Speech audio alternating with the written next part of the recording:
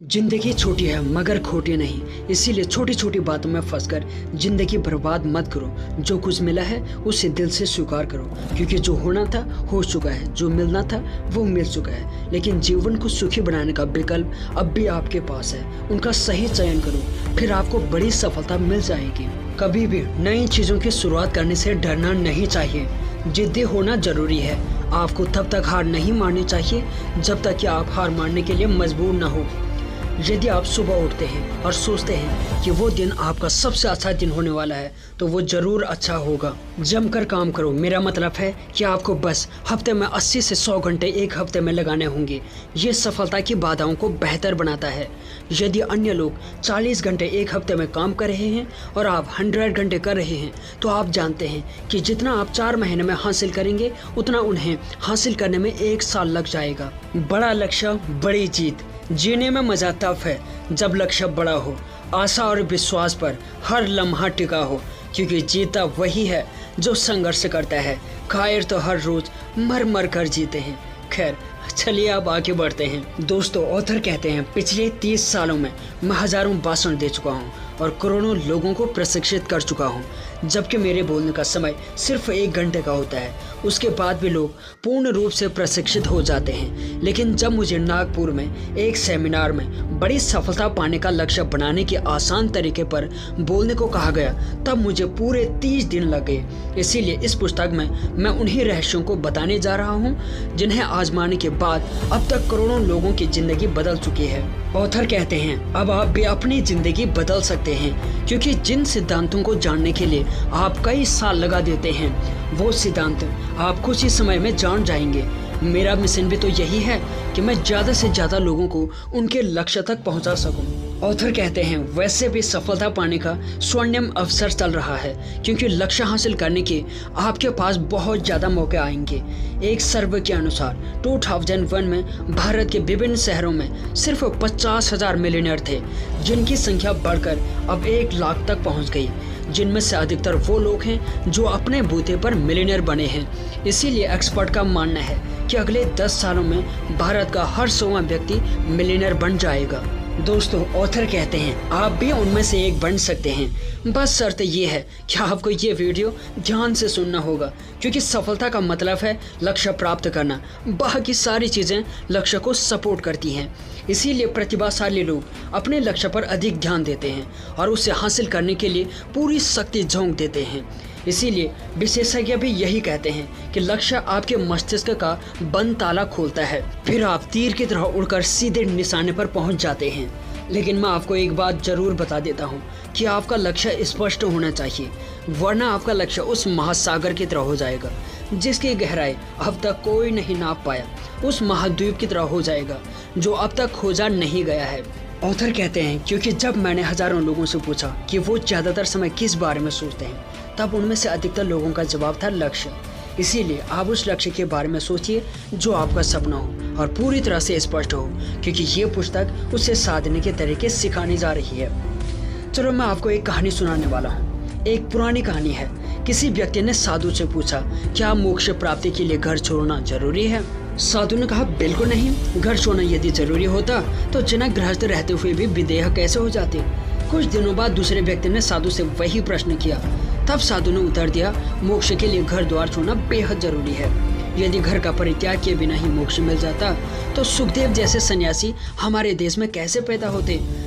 जैनों में, बौद्धों में, वैदिकों में जो हजारों लोग सन्यासी बने हैं, मुनि बने हैं, भिक्षु बने हैं, वे जंगलों में क्यों भटकते, क्यों अनगिनत कष्ट सहते? फिर संयोगवश दोनों व्यक्ति मिल गए। पहले ने कहा, महाराज ने कहा है कि मोक्ष पाने के लिए घर छोड़ना जरूरी नहीं है। दूसरे ने कहा, तुम झूठ बोल रहे हो, मैंने अभी पूछा था उनसे, उन्होंने कहा कि मोक्ष पाने के लिए घर छोड़ना बेहद जरूरी है। बेचारे दोनों आपस में झगड़ने लगे। फिर जब कोई समाधान नहीं मिला तब वो दोनों उसी साधु के पास गए और बोले, महाराज, आपने तो हमारे बीच फाइटिंग करवा दी। एक प्रश्न था, लेकिन आपने उसके 2 उत्तर दिए और वो भी एक दूसरे के उल्टे। साधु मुस्कुराया और पहले व्यक्ति से बोला, देखो, तुम्हारी मनोवृत्ति घर छोड़ने की नहीं थी, इसीलिए मैंने कहा कि मोक्ष प्राप्ति के लिए घर छोड़ना जरूरी नहीं है। तुम घर में रहकर भी साधना कर सकते हो।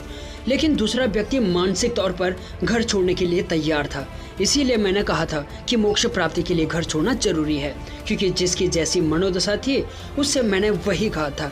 जबकि लक्ष्य तुम दोनों का एक ही है, मोक्ष प्राप्ति। इसीलिए तुम अपने अपने मार्ग से उसे पा सकते हो।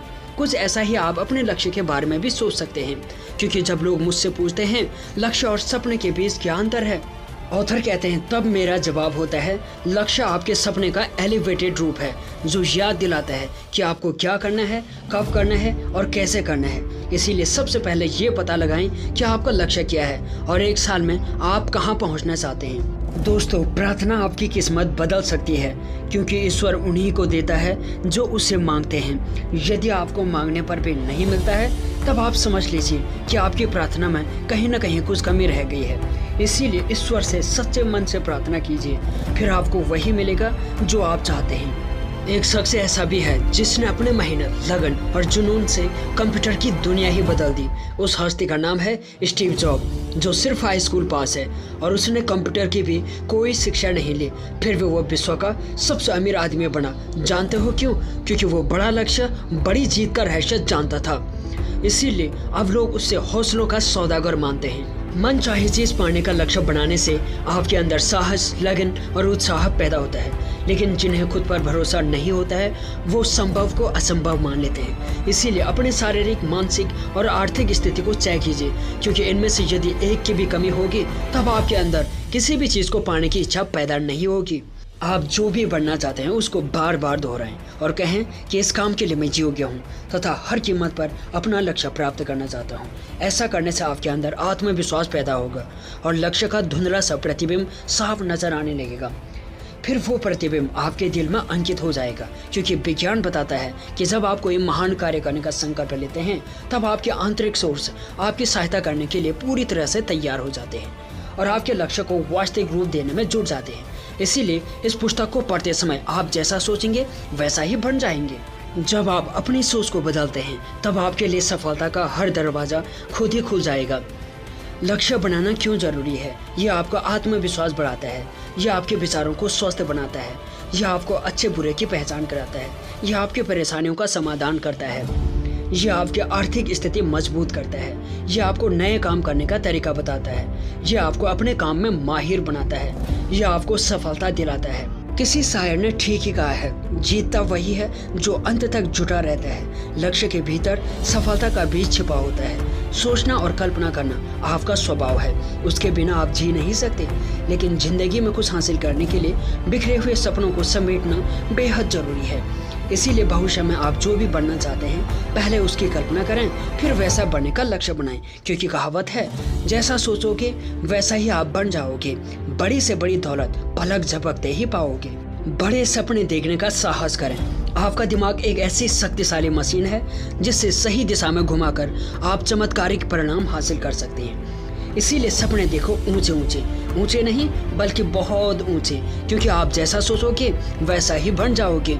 जितने बड़े सपने देखेंगे आप उतनी ही बड़ी सफलता पाएंगे। ये प्रकृति का नियम है जिससे अपनाकर दुनिया के करोड़ों लोग चमत्कार कर चुके हैं। उनमें से कुछ लोगों के नाम तो आजकल भी चर्चा के विषय बने हुए हैं। बचपन में खिलौने की बंदूक से निशाना साधने वाला ओमकार सिंह अब कॉमनवेल्थ गेम शूटिंग में स्वर्ण पदक हासिल करके करोड़ों लोगों की आंखों का तारा बन चुका है। जबकि उसके दोस्तों का कहना था, हमने कभी सपने में भी नहीं सोचा था कि ये लड़का आगे चलकर इतना बड़ा शूटर बनेगा।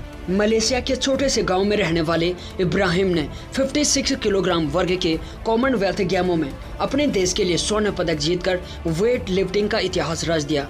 अब वहाँ के लोग बताते हैं कि अपने देश में जीवन यापन करना ही अपने आप में बड़ा जंग जीतना है। इसीलिए हमारे देश से ज़्यादा वेट लिफ्टर ही निकलते हैं, क्योंकि वो जानते हैं कि खेल के दम पर ही फर्श से अर्श तक पहुँच सकते हैं। कॉमनवेल्थ गेमों में 10,000 मीटर की दौड़ में गोल्ड मेडल जीतकर आशा मिलोना ने अपना बरसों पहले देखा सपना पूरा कर लिया। जबकि वो नासिक के उस आदिवासी इलाके की रहने वाली है जहां पानी भरने के लिए रोज 20 किलोमीटर पैदल चढ़ना पड़ता है। तीरंदाजी में गोल्ड मेडल जीतने वाली दीपिका कुमारी भी रांची के आदिवासी इलाके की रहने वाली है। उन्होंने वहीं से तीरों से निशाना साधना शुरू किया था और कॉमनवेल्थ गेमों में अपना जलवा दिखा दिया। लगातार 5वीं बार जब मैरी कॉम ने विश्व मुक्केबाजी चैंपियनशिप में गोल्ड जीता तब पूरी दुनिया सख्ती में आ गई थी, क्योंकि उसका बॉक्सिंग से दूर दूर तक कोई नाता नहीं था। लेकिन एक बॉक्सिंग प्रतियोगिता देखने के बाद उन्होंने तय किया कि वो भी मुक्केबाज बनेगी। फिर 3 साल की कड़ी मेहनत करके उसने सपने को साकार कर दिया। इन सब लोगों की सफलता से साबित होता है कि जो लोग बड़े सपने देखते हैं वो उन्हें पूरा करने का हौसला भी रखते हैं। तभी तो रॉबर्ट ग्रीनलीफ ने अपनी पुस्तक द सर्वेंट इज लीडर में लिखा है, बड़े सपने देखने वालों को समय के पंख लग जाते हैं, फिर वो वही बन जाते हैं जो वो बनना चाहते हैं। क्योंकि जो आप बनने का सपना देखते हैं आप उसे 85% देखकर, 10% सुनकर और 5% पढ़कर पूरा कर सकते हैं। इसीलिए दिल पर हाथ रखकर शपथ लीजिए, मैं हर दिन अद्भुत काम कर सकता हूँ, मैं हर क्षेत्र में रिकॉर्ड बना सकता हूँ, मैं आसमान छू सकता हूँ। ये शपथ आपके सपने को जिंदा रखेगी और आपको वो चीज़ मिलनी शुरू हो जाएगी जो पहले आपके पास नहीं थी। क्योंकि जॉर्ज बर्नार्ड शॉ ने कहा था, आप जैसा सोचते हैं वैसा ही बन जाते हैं। इससे सपनों की शक्ति कहते हैं जो आपकी किस्मत बदल देगी। लेकिन मेरा मानना है कि जो बड़े सपने देखते हैं उनमें ये गुण होने चाहिए। पहला, वो कम बोलते हैं और काम ज़्यादा करते हैं।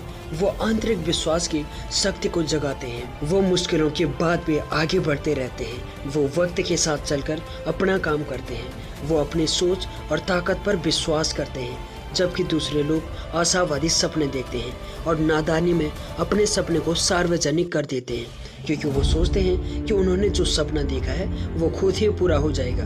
लेकिन सपने को सहारे की ज़रूरत होती है और वो सहारा सिर्फ आप ही दे सकते हैं। क्योंकि शास्त्रों में लिखा है, सपने आपके आत्मविश्वास से पैदा होते हैं, सपने आपके जुनून से फलते फूलते हैं। तभी तो एस्टी लॉडर ने कहा था, जब एक प्रभावशाली आदमी पैसे वाले आदमी से मिलता है तो प्रभावशाली आदमी को पैसा मिल जाता है और पैसे वाले आदमी को अनुभव। इसीलिए जब आप प्रभावशाली लोगों के जीवन में झांक कर देखेंगे तो पाएंगे कि वो काफ़ी प्रैक्टिकल होते हैं और उनकी इच्छा शक्ति भी बहुत तीव्र होती है।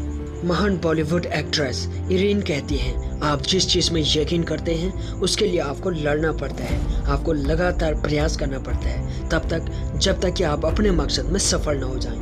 मनोवैज्ञानिक जूडिथ कहते हैं, आगे बढ़ने की चाह हम सभी में बराबर होती है, लेकिन जीतने वाले आगे बढ़ने का रास्ता निकाल लेते हैं। क्योंकि महत्वाकांक्षा पाए तो सभी में जाती है, परंतु इसकी एक डिग्री होती है। अब ये आपकी डिग्री पर निर्भर करता है कि आप कितनी दूर जाना चाहते हैं और कितने में खुश रह सकते हैं। क्योंकि सफलता महत्वाकांक्षा और दृढ़ता का मिश्रण होती है जो आपकी जीत की रफ्तार को कई गुना बढ़ा देती है। ये सफलता पाने का पहला गुरु मंत्र है जो आपके सपने को जिंदा रखेगी। जब आप पॉजिटिव सोचते हैं तब आपको खुद पर भरोसा होता है, फिर भरोसा खुशी में बदल जाता है और आप कहने लगते हैं कि मैं अपनी ज़िंदगी को कंट्रोल कर सकता हूँ, मैं अपनी किस्मत खुद ही लिख सकता हूँ। इसीलिए हमेशा पॉजिटिव सोचिए, क्योंकि ये सोच आपको दौलतमंद बना सकती है और सफलता की शिखर पर पहुँचा सकती है और आपको विश्व का नंबर 1 आदमी बना सकती है। सकारात्मक सोच का पहला स्टेप है पेशेंस रखना, यानी कि धैर्य रखें, क्योंकि धैर्य सफलता की सबसे बड़ी कुंजी है। अगर आप में धैर्य की भावना है तो आपके मन में कभी भी नेगेटिव ख्याल नहीं आ सकते हैं। दूसरा स्टेप है ऑप्टिमिस्टिक, यानी कि आशावादी बने, क्योंकि आशाएं ही आपको सफलता की सीढ़ी तक पहुंचाती हैं, निराशा आपको असफलता की ओर धकेलती है। तीसरा स्टेप है सेटिस्फैक्शन, यानी कि संतुष्टि और संतोष रखें, क्योंकि जिस वक्त आप अपने अंदर संतोष का भाव पैदा कर लेंगे उसी पल से आप सकारात्मक सोचना शुरू कर देंगे। तीसरा स्टेप है इंस्पिरेशन, यानी कि प्रेरणा लें, क्योंकि जो व्यक्ति किसी से प्रेरित होता है वो हमेशा पॉजिटिव सोचता है। पांचवा स्टेप है टारगेट, यानी कि लक्ष्य साधें, क्योंकि जब आपका लक्ष्य निर्धारित होगा तब आपको निराशा का मोहर नहीं देखना पड़ेगा।